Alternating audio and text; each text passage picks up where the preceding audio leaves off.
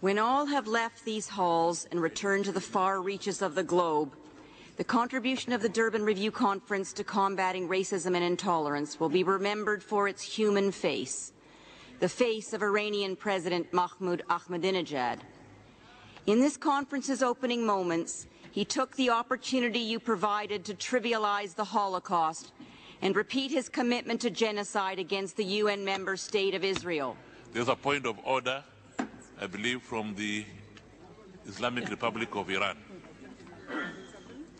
Mr. Chairman, we are here to discuss the agenda item 9. I think you're quite aware of the fact that the speakers should try their best to follow that established rules and practice. That would include the speakers from the NGO. I would humbly request you to make a ruling that while delivering the speeches, they would refrain strictly from mentioning names of countries, specifically names of the heads of state. This is an established exercise and norm of the United Nations, which has to be observed by all member states as well as the non-governmental organization. I thank you. I seek your guidance and ruling on that. Thank you.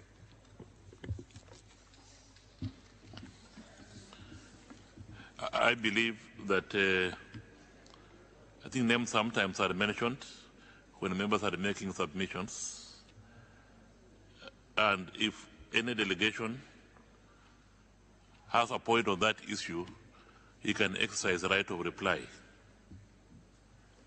Continue. Hudson Institute.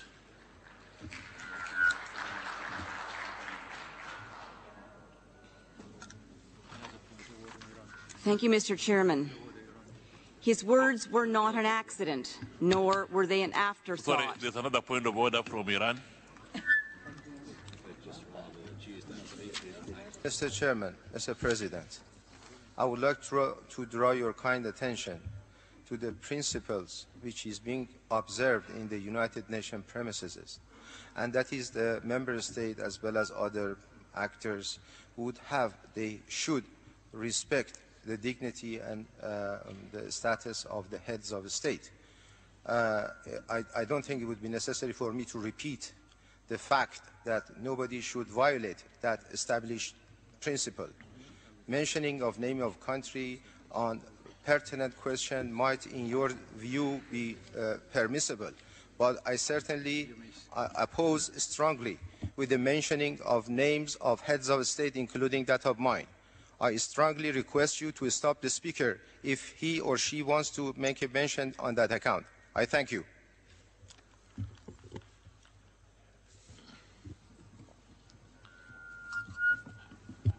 I do fully agree with you that we should respect the heads of state and others in the language that we use. So I'll ask Hudson Institute to use the appropriate terminology in that regard.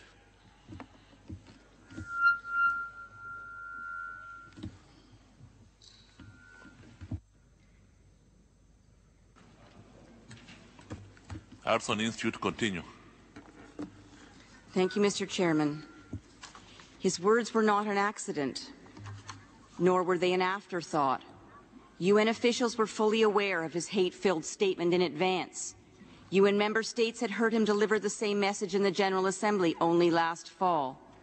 His active emissaries made it publicly known to the Human Rights Council for over a year, and every preparatory meeting of this conference since, as recently as last week, knew exactly what his government intended to communicate. And yet the UN handed him a global megaphone, translated his hate speech into 6 languages, and broadcast it around the world. And when he was finished, what was the response from you who claimed to care about combating intolerance? His words promoting anti-Semitism were applauded in this very hall. His words have been ensconced on the UN website, where they continue to be disseminated around the globe. His country was elected vice chairman of this conference's committee charged with the adoption of the declaration before you. The UN High Commissioner for Human Rights, also Secretary General of this conference, thought his words should be merely labeled political grandstanding, evidently unable to recognize anti-Semitism today.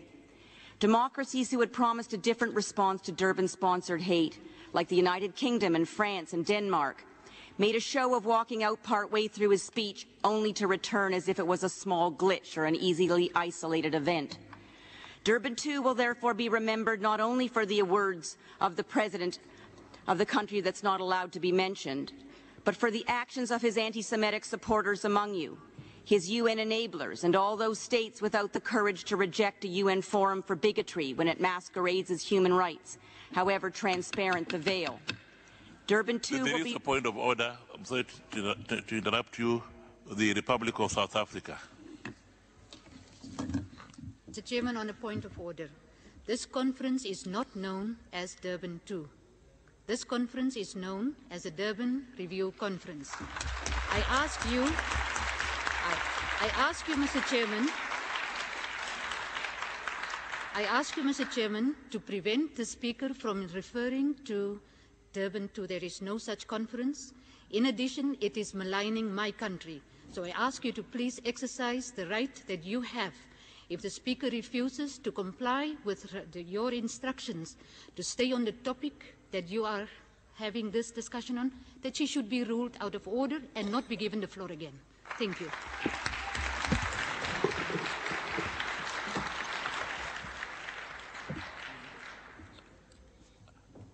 I do agree with the representative of South Africa, and I think we all agree, because this conference is Durban Review Conference and not Durban 2. So could Hudson Institute representative take that into account when you are making your intervention? Please continue.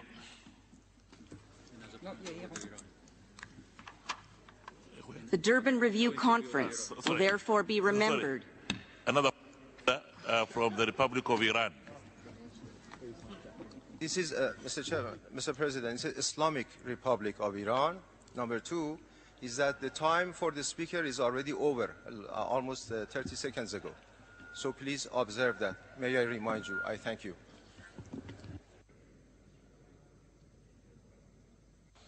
I stand corrected. It is Islamic Republic of Iran. So there I stand corrected. I don't know how much time you have because I'm watching the whatever. So, but Hudson Institute, please, you have 51 seconds. Conclude your remarks. This conference will be remembered for those states without the courage to reject a forum for bigotry when it masquerades as human rights, however transparent the veil. This conference will be remembered for adopting a declaration that reaffirms discrimination and the demonization of the Jewish state, the anti-Semitism of the 21st century. This conference will be remembered for the abomination of turning the spread of anti-Semitism into a human right. It will be remembered for its cynical reference to the Holocaust while planting the seeds for another genocide against the Jewish people and its nation. It will be remembered for purporting to build equality for some on the sands of inequality for others. It will be remembered for poisoning the wellspring of universal values. It will be remembered for representing the triumph of hate over hope. And the dustbin of history is its only dessert.